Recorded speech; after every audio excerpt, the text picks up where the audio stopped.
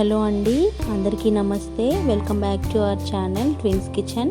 ఇవాళ మన కిచెన్లో హెల్దీగా పోహాని అదే అండి అటుకుల ఉప్మాని ఎలా ప్రిపేర్ చేసుకోవాలో చూపించబోతున్నాను. పోహాని హెల్దీగా చేయడానికి నేను కొన్ని వెజిటేబుల్స్ని తీసుకుంటున్నాను. పచ్చిమిర్చిని, కొన్ని క్యారెట్స్ని, కొన్ని పచ్చి బఠానీ, ఒక చిన్న ఆనియన్ని, ఒక చిన్న పొటాటోని, ఒక చిన్న టమాటాని తీసుకున్నానండి నేను.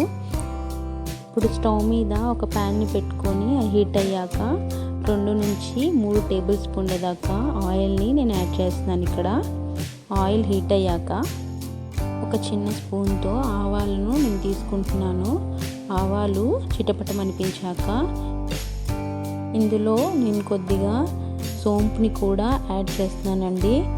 సోంపు మస్ట్ అండ్ షుడ్గా యాడ్ చేసుకోండి. సోంపు వల్ల పోహాకి మంచి ఫ్లేవర్ అనేది వస్తుందండి. సోంపు కూడా కొంచెం ఫ్రై అయ్యాక ఇందులో మనం కట్ చేసి పెట్టుకున్న మిర్చిని నేను యాడ్ చేశాను. ఒక 2 సెకండ్స్ తర్వాత ఇప్పుడు కట్ చేసి పెట్టుకున్న క్యారెట్ని అలాగే పచ్చి బఠానీని కూడా నేను యాడ్ చేస్తున్నానండి. ఒకవేళ మీ దగ్గర పచ్చి బఠానీ లేకపోయినట్లయితే దాన్ని స్కిప్ చేసుకోండి. ఈ పచ్చి బఠానీ అనేది ఆయిల్లో చిట్లిపోయి మీద పడుతుందండి. అందుకోసమే మూత పెట్టుకొని 2 నిమిషాల వరకు దీన్ని ఉడికించుకోండి. 2 నిమిషాల తర్వాత మనం కట్ చేసి పెట్టుకున్న ఆనియన్స్ని అలాగే మనం కట్ చేసి పెట్టుకున్న ఆలూని కూడా యాడ్ చేసుకోండి. ఈ వెజిటేబుల్స్ని 2 నుంచి 3 నిమిషాలు మూత పెట్టుకొని ఉడికించుకోండి.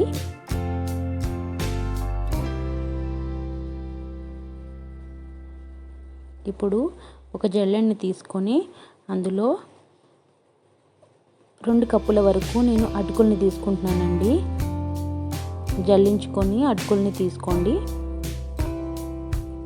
జల్లించుకున్న తర్వాత నేను ఇక్కడే వాటర్ని యాడ్ చేసుకుంటూ అటుకుల్ని కడుగుతున్నానండి.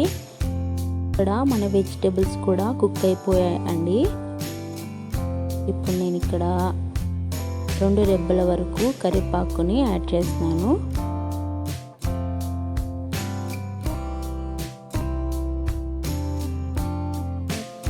అలాగే మనం కట్ చేసి పెట్టుకున్నటువంటి టమాటాని కూడా యాడ్ చేస్తాను.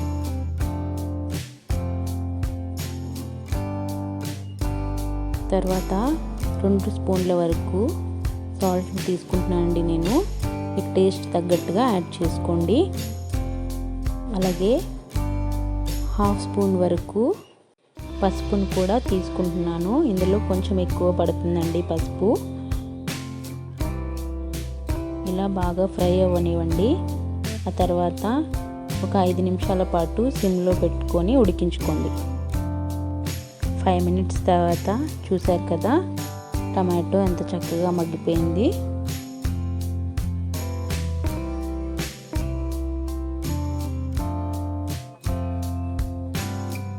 చూడండి, నేను చూపిస్తున్నాను. చూసారు కదా బాగా మగ్గిపోయాయండి వెజిటేబుల్స్. ఇప్పుడు మనం కడిగి పెట్టుకున్న పోహాని కొద్దిగా వేసుకుంటూ కలుపుకోండి.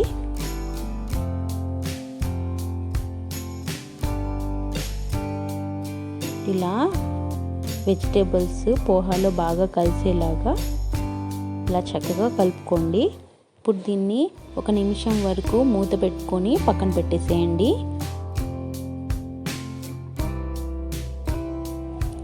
ఇక్కడ నేను కొన్ని పల్లీలని ఫ్రై చేసుకుంటున్నానండి.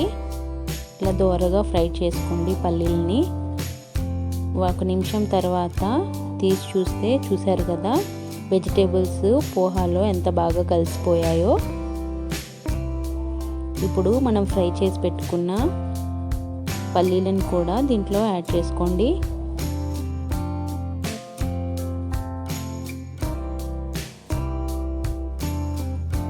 ఆ తర్వాత కొత్తిమీరను కూడా కొద్దిగా యాడ్ చేసుకుంటున్నాను.